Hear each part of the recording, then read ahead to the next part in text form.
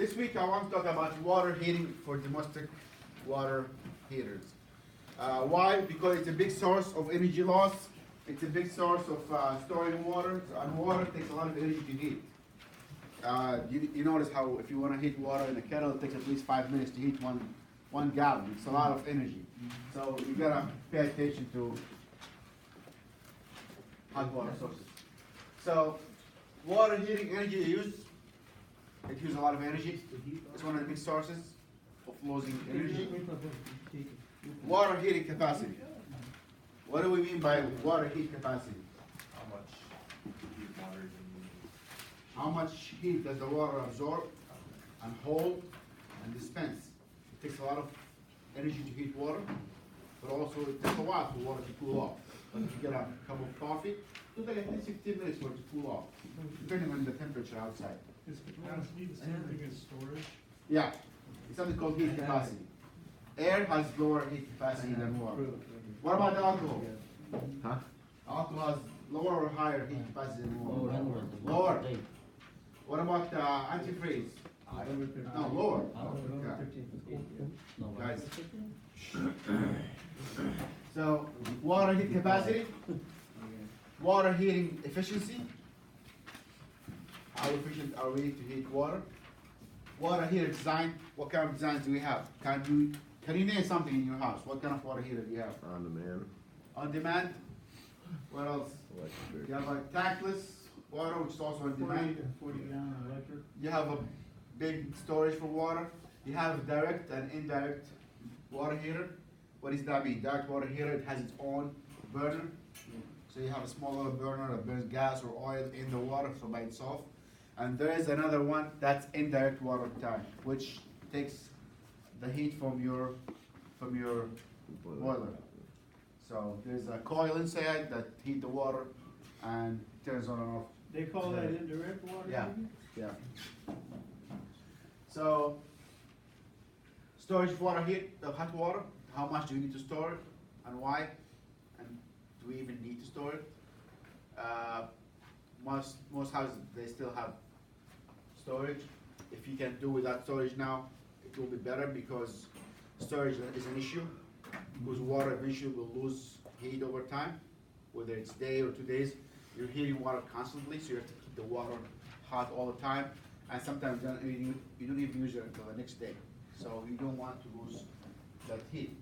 Type of water heaters, what's available in the market. Again, on demand is the most common one now. It's very efficient because as soon as you turn on the faucet, within a few seconds you get hot water. So you don't have to store water at all. So use what you can, you shut it off. On demand water heater comes as electrical. They also have gas, hot water, yeah. Are the ones that, from the boiler that's on demand, what do they have? Just a loop that continually Yeah, runs? yeah. So you have to have a return line. Yeah, I will show you. I'll drag one of those at the end of the class. So I tell you the quiz. I'll drag one of the boilers and show you how does it. But your boiler must run all Yes, the time. yes. It's not efficient. Yeah, it's not efficient at all. No, Good not point. at all. In the summertime, you're not heating your house. In the winter, it's okay because it's on. But in the summertime, you're turning on your boiler even though you don't need that to heat the house. So it's kind of inefficient. For what, an indirect? Yeah. Yeah. Improvement, the maintenance, and operation. All these are important to keep the water heater in shape. Otherwise, it's going to cost you a lot of money. It will leak, it will cause problems. And if these things leak, the leak is devastating. That's why I make sure you have renter's insurance or home buyer's insurance.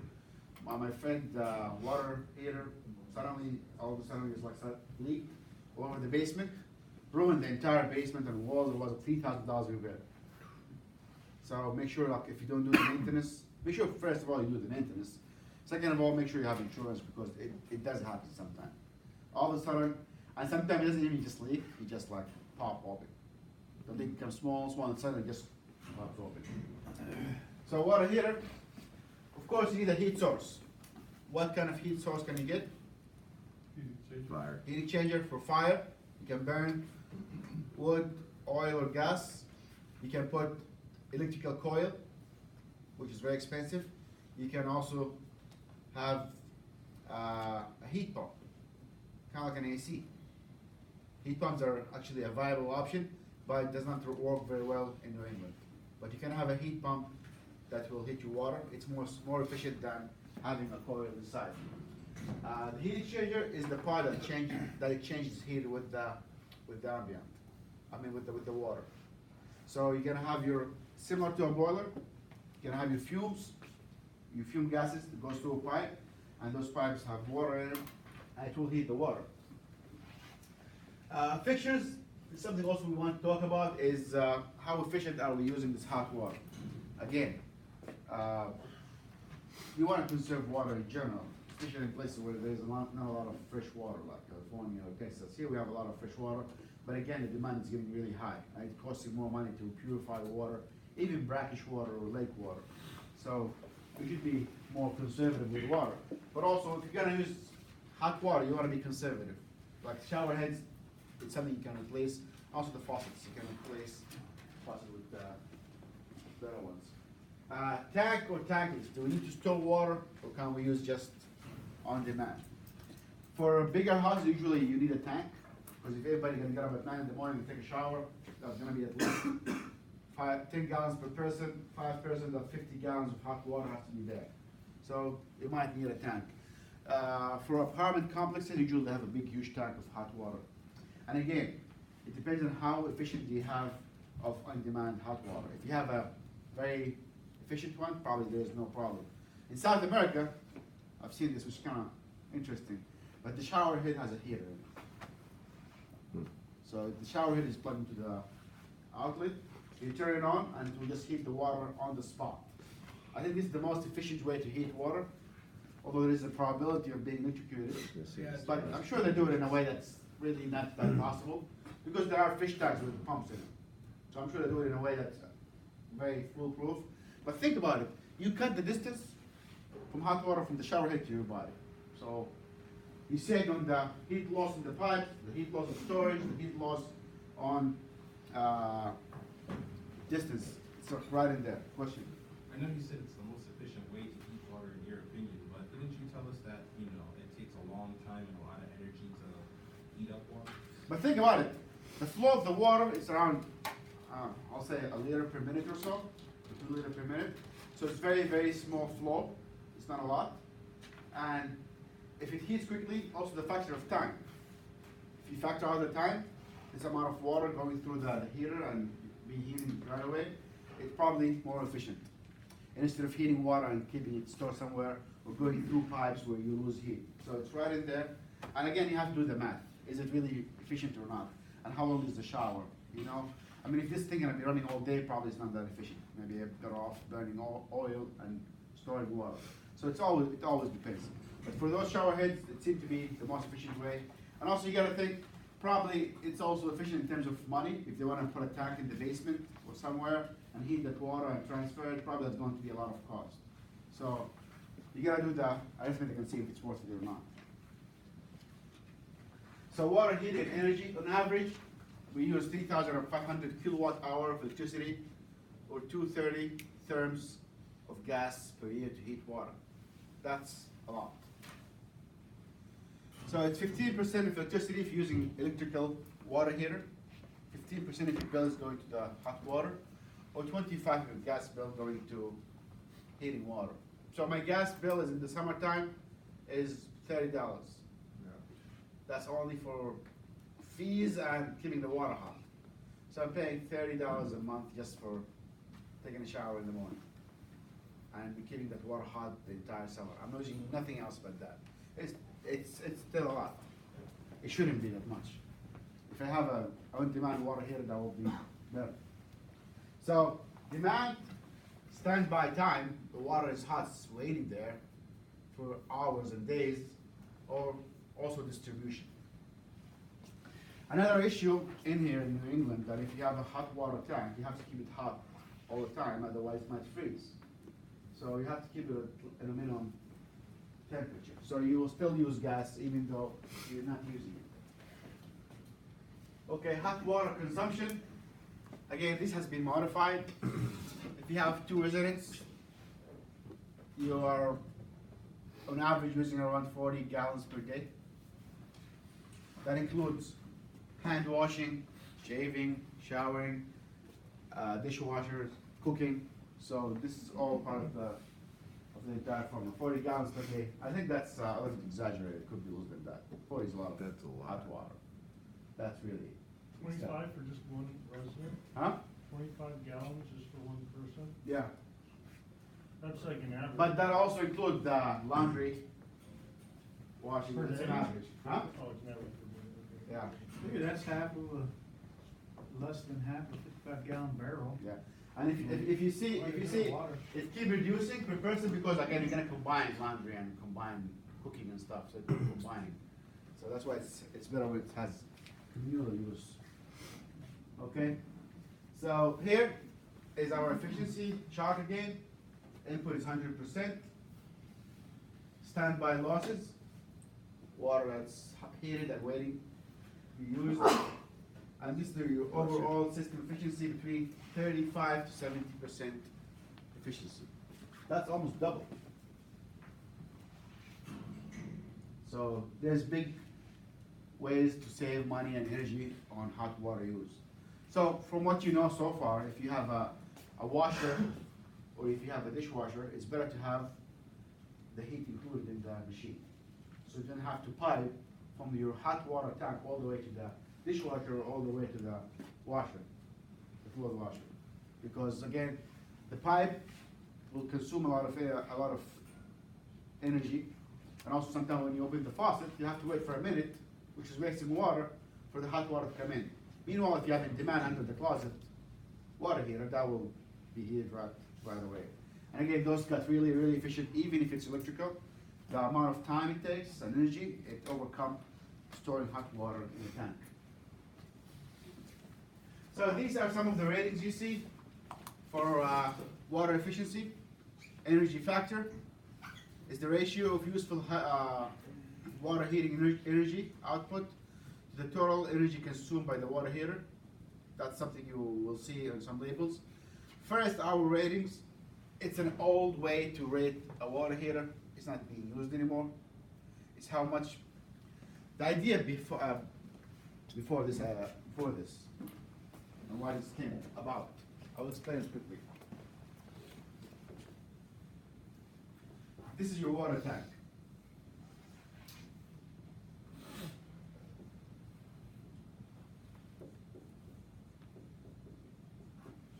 Let's say you heated the tank to 140 degrees.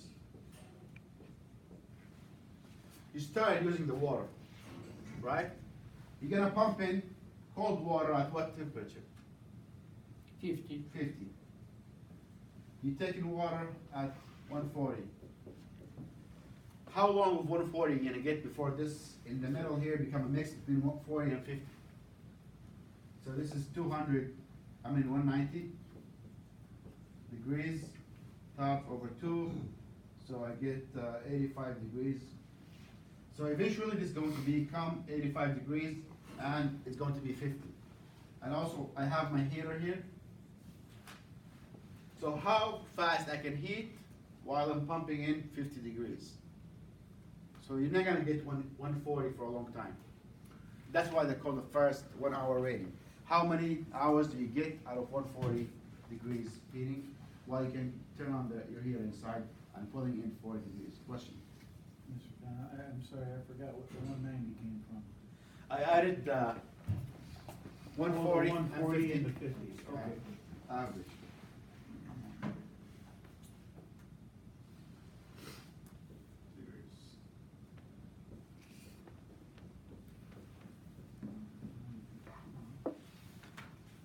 So this is gonna be the average temperature, 85, which you don't want.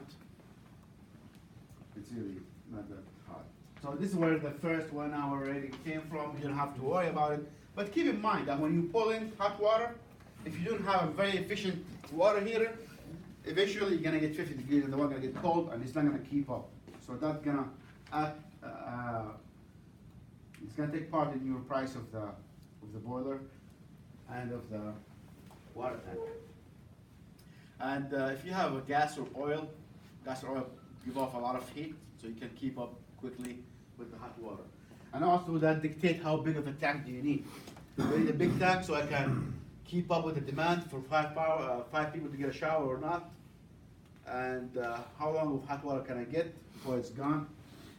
So I don't know. When in college, I had roommates, and we have to limit how long the shower is, because again, first guy will get the whole hot water, then there's no more hot water, you have to wait, and it's so cold. So it's something you have to think about. Gallon per minute. This is the new rating now for like a lot of those instantaneous or on-demand hot water. How many gallons of hot water at this temperature you're gonna get per minute? That's it. So for a faucet, you know how much you need for gallon per minute. Usually it's a gallon per minute. For a shower, you also have a gallon per minute, and you can rate and get the heater that will match the shower head or that will match the sink faucet. Questions? So what you're gonna look at is gallons per minute. The sink in the lounge, that big sink for horses or whatever that is. I don't know what that's for. It has a small on-demand water heater on top of it. Yeah. As soon as you turn on the hot water, it kicks in and heats that water. Although that is the most inefficient hot sink ever seen in my life. You need 10 people washing behind the sink. Usually, right, well, in the big production plants, Yeah. all those guys had to break at the same time, so. Yeah. It'd be break time, the whistle would blow, you'd go in and there'd be 10 people around that Yeah, thing. but we're not doing that anymore. So. Right, so, I don't know if they ever do that. It looks nice, though. Anywhere now. The water heater design type, so it is dependent on the anticipated use, how much you're gonna use out of that hot water. Number of occupants, type of piping and insulation. In the past, they used to use copper. Copper has the issue of being a good conductor, which is a bigger issue if you're going to store the water in the basement and pump it all the way to the third floor. You're gonna lose a lot of heat, so you have to insulate the pipe. PVC is a very viable option now, although you have to keep in mind the temperature rating of the PVC. Type of piping and insulation. There are solar water heater. There is one in the back. I was gonna bring it next class.